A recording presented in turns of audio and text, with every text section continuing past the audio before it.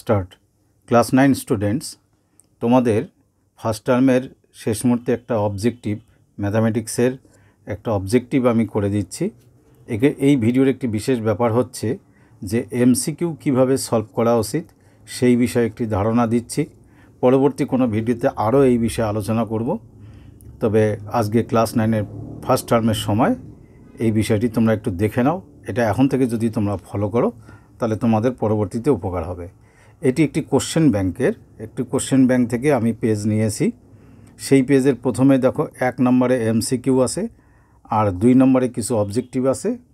এই 2 নম্বরেরগুলোর মার্কস 2 থাকে আর 1 নম্বরের এমসিকিউগুলোর মার্কস কত থাকে? 1 থাকে। তো এমসিকিউ এখানে 6টা থাকে, 6টাই উত্তর করতে হয়। মাধ্যমিকেও কিন্তু এমসিকিউ 6টা থাকে, 6টাই উত্তর করতে হয়। তো তোমাদের সেই এমসিকিউ সলভ করার প্র্যাকটিস যদি এখন থেকে করো, মাধ্যমিকে গিয়ে তোমাদের সমস্যা হবে না। তাই আমি তোমাদের এখানে এমসিকিউ নিয়ে একটু আলোচনা করছি। তো এখানে প্রথম কোশ্চেন আছে 1.212112112 এই সংখ্যাটি বলেছে মূলদ না অমূলদ না স্বাভাবিক না অখণ্ড সংখ্যা। তো এখানে যে আমি পেজটার এখানে স্ক্রিনশট নিয়েছি সেটা তোমাদের একটু বুঝতে অসুবিধা হবে, সেই কারণে আমি তোমাদের একটুখানি এখানে সরাসরি কিভাবে সলভ করতে হয় সেখানে আমি লিখে লিখে কোশ্চেনগুলো বলে দিচ্ছি। তো সলভ করার জন্য তোমরা পেজটাকে আমার এখানকার ছবির মতো দুটো ভাগে ভাগ করবে। এই লেফট সাইডে তোমরা রাখবে কত পার্ট? 1/3 পার্ট, বা ধরো 30% তোমরা লেফট সাইডে রাখবে।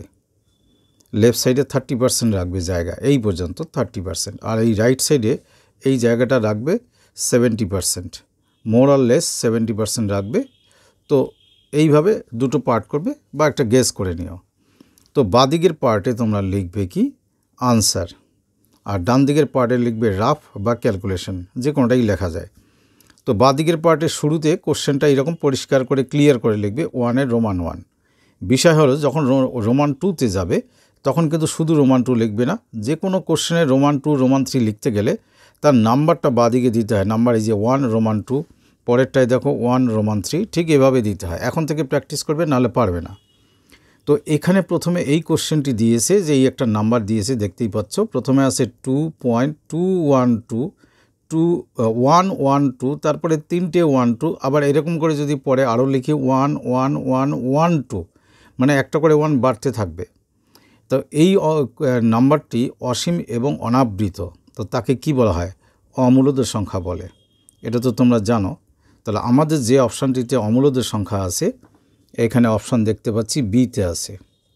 তো বিতে যখন থাকবে তোমরা কি করবে? এখানে নিচে লিখবে বি, শুধু বি লিখে ছেড়ে দেবে না, যা লেখা আছে বিতে কোশ্চেনের মধ্যে সেটাই লিখবে। অমূলদ সংখ্যা, যেটা কোশ্চেনে উত্তর থাকবে পুরোটা লিখবে, লিখে একটু মার্ক করে দেবে, বাস গেল। 2 নম্বর কোশ্চেন আছে কি? 10 টু দি পাওয়ার 2y হলে 10 to the power -y equal to কত? তার অপশান দেওয়া আছে, অপশানটা আমি আর দেখাচ্ছি না। 10 টু দি পাওয়ার 2y যদি 16 হয়, তাহলে 10 টু দি পাওয়ার y যদি আমি রাখি, এই 2 মানে এটা স্কোয়ার হিসাবে ছিল, তো এদিকের স্কোয়ার ওইদিকে গেলে রুট হয়। 16 রুট ওভার কত? 4। তো 10 to the power y equal to 4 পেলাম। তাহলে 1/10 টু দি পাওয়ার y যদি লিখি, তাহলে এখানে 1/4ই লিখব। আর নিচের পাওয়ারকে যদি আমরা উপরে নিয়ে যাই, পাওয়ারটা কি হয়? নেগেটিভ হয়। ফলে এরকম নেওয়ার ফলে কি হলো? এটারই মান আমাদের জানতে চেয়েছে, সেটা কত আসছে? 1/4। তো আমরা উত্তরটা লিখব, সি অপশানে আছে, তাই সি 1/4।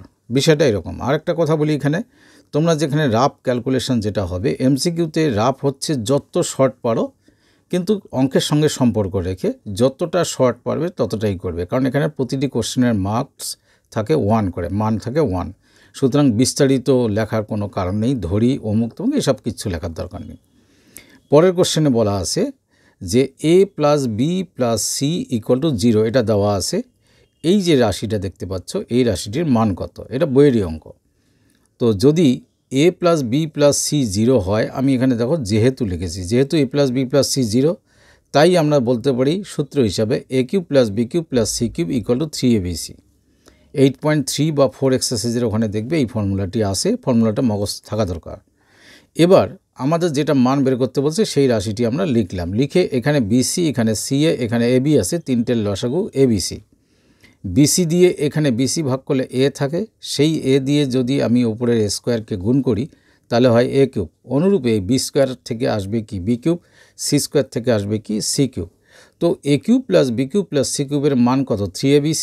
ঠিক পরের লাইনে দেখো আমি লিখে দিয়েছি 3abc, আর নিচে তো এবিসি ছিল, কেটে গেলে কত থাকে 3। অপশান সিতে আছে 3, এভাবে লিখবে। বলছে √3 একটি বহুপদী সংখ্যামালা, তার মাত্রা কত? এখানে অঙ্ক করে দেখানোর কিছু নেই। অ্যাকচুয়ালি √3 মানে কি? √3 মানে আমি এই ফাঁকা জায়গায় বলি তোমাদের, √3কে যদি কোনো আমরা ভেরিয়েবল বা চলরাশি এর সঙ্গে যুক্ত করি, ধরো এক্স যুক্ত করলাম, তা √3কে আমরা লিখব √3 × x⁻0, কারণ x⁻0 মানে কত? 1, তাহলে √3 × 1 মানে √3। তাহলে শুধু একটি সংখ্যাকে তার সঙ্গে চলরাশি জোড়া লাগালে তার পাওয়ার কত হবে? 0। এই পাওয়ারটাকেই মাত্রা বলে। তাহলে √3 সংখ্যামালা, বহুপদী সংখ্যামালার মাত্রা কত? 0। এখন কত নম্বর অপশান আছে আমি একটু দেখে নিচ্ছি। এটি আছে ডি অপশান। তাহলে আমরা উত্তর শুধু 0 লিখব না, এখানে ডি লিখব, পাশে 0 দেব, এইভাবে তোমরা লিখবে। এবার এই কোশ্চেনটা, এটা তোমাদের এক্সারসাইজে আছে, কিন্তু জ্যামিতির একটি অবজেক্টিভ, এটা কিন্তু কম্পারেটিভলি একটু হার্ড আছে। তা বলছে এ বি, চিত্রে দেখছো এ বি সি ডি এই সামান্তরিকের বিডি কর্ণের মধ্যবিন্দু বলেছে এম। আবার বলেছে এই যে বিএম সরলরেখাটি, এই বিএম সরলরেখাটি এই কোণটিকে সমান 2 ভাগে ভাগ করেছে। তো এ এম বি, আমি একটু কোশ্চেনটা দেখে নিই। এবিসি, তাহলে এ এম বি কোণের পরিমাণ কত? এই যে এ এম বি মানে এই কোণটির মাপ কত, কত ডিগ্রি। এবার একটা বিষয় দেখো তোমরা, যেহেতু এই সরলরেখাটি এই কোণটিকে দুভাগ করেছে, তাহলে এই কোণটি এই কোণের সমান।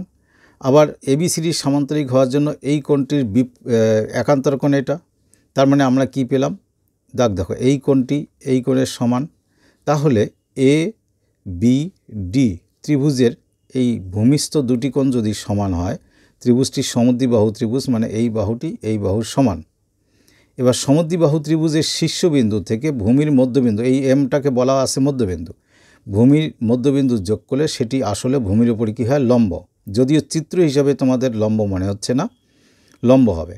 তাহলে এই কোণটির মান কত হবে? 90 ডিগ্রি। তাহলে উত্তরটা কত হবে? 90 ডিগ্রি।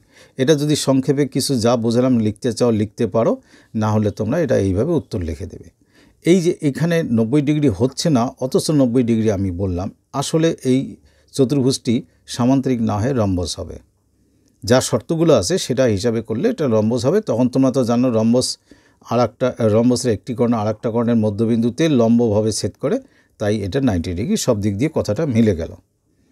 তো এবার একটি রোমান 6 নম্বর কোশ্চেন বলছে মূল বিন্দু থেকে এই যে এ প্লাস বি কমা এ মাইনাস বি বিন্দুর দূরত্ব কত, সেটা অপশান দেওয়া আছে। তো এটা বইয়েরই অঙ্ক, বইয়ের এমসিকিউতেই আছে। তো কোনো মূল বিন্দু থেকে কোনো বিন্দুর দূরত্ব বের করলে কি করতে হয়? এখানে যে দুটো মান থাকে তার স্কোয়ার করতে হয় এবং উপরে একটা স্কোয়ার রুট দিতে হয়। সেই জন্যই আমি এখানে স্কোয়ার রুট দিয়েছি। Root over this square and this square, মাঝখানে কী সাইন? প্লাস। এবার এর একটা ফর্মুলা আছে অ্যালজেব্রায়, তোমরা জানো, A plus B whole square plus A minus B whole স্কোয়ারের formula 2 × a square plus B square. তো এখানে দেখতে পাচ্ছি কারো বর্গমূল হয় না, তো এটাই উত্তর। এখানে একক কথাটা কিন্তু বাদ দেবে না, আর একক কখনো রুটের ভেতর ঢোকাবে না, রুটের বাইরে থাকবে। তাই এই অপশানে এই আনসারটি দেওয়া আছে, তো সেটাই আমরা লিখে দিলাম। এবার অবজেক্টিভ যেটা 2-এর 1, 2, 3, 4, 5, 6টা অঙ্ক আছে, এটা 2 করে মার্কস থাকে। প্রথমে এখানে জিজ্ঞাসা করেছে তোমাদের √2কে সংখ্যা রেখায় স্থাপন করো। অনেকে সংখ্যা রেখায় স্থাপন করা জানো, আমি এখানে যতটা পারছি একটু বুঝিয়ে দিচ্ছি, দেখার চেষ্টা করো। তোমরা আগে একটা স্কেল দিয়ে সংখ্যা রেখা টানবে, টানার পর এই ডান দিকের মাথায় অ্যারো, বাঁ দিকের মাথায় অ্যারো, এখানে একটা 0 দাগটা কম্পারেটিভলি বড় নেবে, এটা হচ্ছে 0। এখান থেকে একটা নির্দিষ্ট মাপে কম্পাস দিয়ে এক ঘর কাটলে লিখবে -1। সেই কম্পাস দিয়ে যেটুকু কাটলে সেই কম্পাস দিয়ে একই মাপে আর এক ঘর কাটলে -2। বাদিকে অল্প একটু দেখিয়ে দিতে হয়। ডান দিকে ওই আগের মাপে এখান থেকে এই -1 পর্যন্ত যে মাপ সেই মাপে এখানে +1, আবার এখানে আরেকটা কাটলে +2, আর একটা যদি কাটি আমরা তাহলে কি হয় +3, চাইলে আরেকটা কাটতেও পারো নাও কাটতে পারো। এবার এই 1-এর এখানে এসে এখানে একটা 90 ডিগ্রি কোণ বানাতে হবে। তো 90 ডিগ্রি কোণ দুভাবে হয়, একটা হচ্ছে তোমরা কম্পাস দিয়ে যেরকম 90 ডিগ্রি বানাতে তোমরা শিখেছো, ধরো এই বিন্দুতে 90 ডিগ্রি বানাবো, এইভাবে এঁকে এরকম দুটো একই মাপে কেটে আবার এটা কেটে এটা যোগ করলে 90 ডিগ্রি হয়। তো তোমরা কম্পাস দিয়ে আঁকাতে পারো, অথবা স্কেলের দাগ মিলিয়েও কিন্তু 90 ডিগ্রি করা যায়। এটা তোমাদের জানা উচিত, আমি তো এখানে দেখাতে পাচ্ছি না, যাই হোক। তাই এটা আমরা 90 ডিগ্রি বানালাম। বানানোর পর এই 0 থেকে এই 1 যে +1 আছে এর সমান দূরত্ব আবার কম্পাস দিয়ে নিয়ে কম্পাস দিয়ে এখানে কেটে দেবে। কাটার পর ও আর এই যে বিন্দুটি যোগ করবে। যোগ করার পর ও বিন্দু থেকে এই বিন্দুর দূরত্ব নিয়ে কম্পাস দিয়ে এরকম ডট ডট করে নিচে নামাতে থাকবে। যেখানে ছেদ করবে এটা দাগ দিয়ে এখানে একটু অ্যারো দিয়ে লিখবে √2, অর্থাৎ কি না এই বিন্দুটি হলো √2 এর অবস্থান। তো এবার এটা ও আর এই যে +1 যেটা আছে সেই বিন্দুটির নাম দাও এ, আর এই বিন্দুটির নাম দাও বি। এখানে অবশ্যই +1 পাশে লিখে রাখবে। তো এই হলো √2 এর অবস্থান, বা এখানে নাম পি দিয়ে নিচে একটা কথা লিখে দিলে পি বিন্দুটি মানে সংখ্যা রেখার উপর পি বিন্দুটি √2 এর অবস্থান, এরকম তোমরা লিখে দিতে পারো।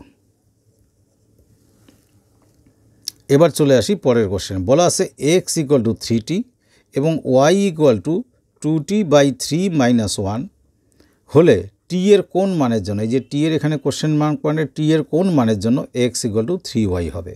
এটিও কিন্তু বইয়েরই কোশ্চেন। তো যেটা হবে সেটা দিয়ে স্টার্ট করো। x = 3y হবে, তো আমরা এটা দিয়ে শুরু করছি। লিখে যেহেতু x = 3y কথাটা লিখবে, x এর ভ্যালু 3t, তোমরা এখানে 3t লেখো, আর 3 × y এর ভ্যালু 2t/3 - 1 ব্র্যাকেট দিয়ে ভ্যালুটা লিখবে। লেখার পর এখানে 3t থাকলো, তো 3 দিয়ে যদি এই রাশিটিকে গুণ করি, এই 3 আর এই 3 কাটবে, থাকবে কত 2t। আবার 3 দিয়ে যদি এই 1কে ইন্টু করি তাহলে মাইনাস কি থাকবে 3। তাহলে দেখো 3t - 2t = কত -3। 3t থেকে 2t মাইনাস করলে কত থাকে t থাকে, তাহলে t = কত হলো -3, এটাই আনসার। এখানে যদি কেউ এই অংশটার গুণ বুঝতে না পারো, এই যে 3 দিয়ে একবার এটাকে গুণ হবে, আবার 3 দিয়ে একবার 1কে গুণ হবে। তো 3 দিয়ে প্রথমটার গুণ মানে দেখো 3 × 2t/3, এই 3 কাটলো, তাহলে থাকলো কত 2t, আমি সেটাই কিন্তু এখানে লিখেছি। বিষয়টা এরকম, ভালো করে একটু বুঝে নেবে।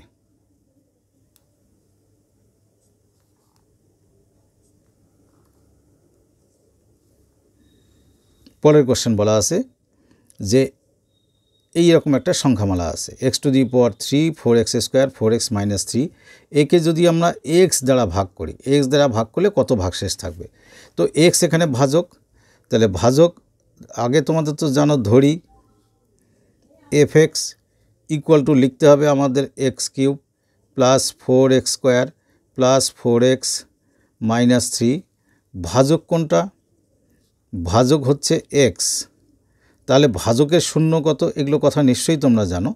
ভাজকের শূন্য হচ্ছে, যেহেতু x প্লাস মাইনাস কিছু নেই, তাহলে ভাজকের শূন্য হচ্ছে 0।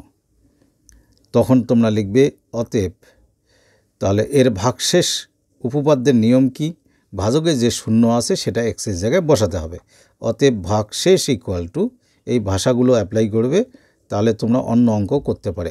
f0 x এর জায়গায় এই 0 বসাবো। যদি এখানে 1 থাকতো এখানে 1 বসাতাম, -2 আসলে -2 বসাতাম। f0 মানে কি, এই যে fx যাকে ধরেছি, যে লাইনটি ধরেছি তার মধ্যে 0 বসাও। তাহলে 0³ + 4 × 0² এই যে x² আছে, +4 × x মানে 0 -3। দেখো এগুলো সবগুলো কিন্তু 0 হবে। তাহলে 0 - 3 মানে আমাদের উত্তর কত আসতেছে -3। তাহলে ভাগশেষ কত আসলো -3। নিশ্চয়ই বুঝেছো। এবার এটিও বইয়ের অঙ্ক দেখবে। বলেছে এই যে রাশিটি আছে বা সংখ্যামালা আছে তার মান কি কি আছে, 25-এর কিউব -75-এর কিউব, 50-এর কিউব, 3 × 25 × 75 × 50। দেখো আমি কীভাবে সাজিয়েছি ভালো করে বিষয়টি দেখো। 25-এর কিউব 25-এর কিউবে লিখলাম, -75-এর কিউবকে প্লাস সাইন দিয়ে -75-এর কিউব লিখলাম, কারণ কোনো মাইনাস সাইনের বেজোর পাওয়ারের মান কত হয়? মাইনাস হয়। তো এটার যখন আমরা হোল কিউব করব, এই 75-এ যাই মান আসুক মানটা কি মাইনাস হবে, এই মাইনাস মিলে গেল। 50-এর কিউব, এখানে প্লাসটাকে না লিখে লিখলাম -3 × a × b × c। আমাদের b হিসাবে কে আছে? -75, তাই লিখলাম। আমি কোন হিসাবে লিখলাম? এই মাইনাস আর এই মাইনাস গুণ করলে প্লাস হবে, দেখো উপরের সঙ্গে মিলে যাচ্ছে।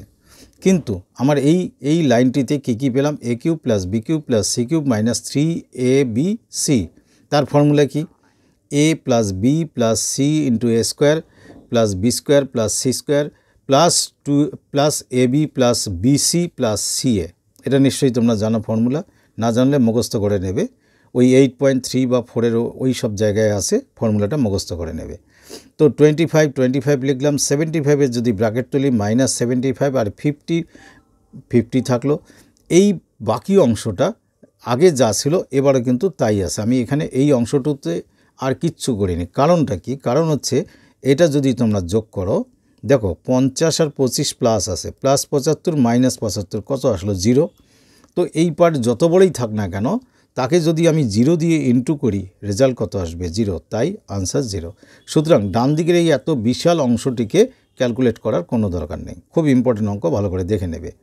এবার বলেছে 6, -8 এই বিন্দুটির এক্স অক্ষ থেকে দূরত্ব কত, এবং বলেছে কি ওয়াই অক্ষ থেকে দূরত্ব কত। তাহলে একবারে এক্স অক্ষ থেকে দূরত্ব, একবারে ওয়াই অক্ষ থেকে। তো এখানে তোমরা না একটা জিনিস একবারে লিখতে পারো, আমি যদিও গ্রাফে বুঝিয়ে দেব। এই বিন্দুগুলি সবসময় উল্টো হিসাবে থাকে। উল্টো মানে প্রথম বিন্দুটি ওয়াই অক্ষ থেকে দূরত্ব আর দ্বিতীয় বিন্দুটি এক্স অক্ষ থেকে দূরত্ব। তা তোমরা একবারে লিখতে পারো এরকম 6, -8 বিন্দুটির এক্স অক্ষ থেকে দূরত্ব = 8 একক। প্রশ্ন হতে পারে মাইনাস কেন নিলাম না? মাইনাস হলো দিক বোঝাতে, আর দূরত্ব হচ্ছে তোমরা জানো স্কেলার রাশি, ভেক্টর রাশি নয়। সুতরাং মাইনাস সাইনের এখানে কোনো মূল্য নেই। দূরত্ব প্লাসও যা, মাইনাসও তাই, অর্থাৎ দূরত্বের কোনো মাইনাস হয় না। আবার লিখবে এবং এই বিন্দুটি লেখো 6, -8 বিন্দুটির এবার ওয়াই অক্ষ থেকে দূরত্ব হবে কত? উল্টোটা বলেছি লিখতে, 6 একক। কি করে বুঝবে? বোঝানোর চেষ্টা করছি। সংক্ষেপে একটা গ্রাফের ছবি আমি আঁকাচ্ছি। তো তোমরা তো জানো ডান দিকে এক্স, উপরে ওয়াই, নিচে ওয়াই ড্যাশ, আর বাদিকে কি হয়? X dash.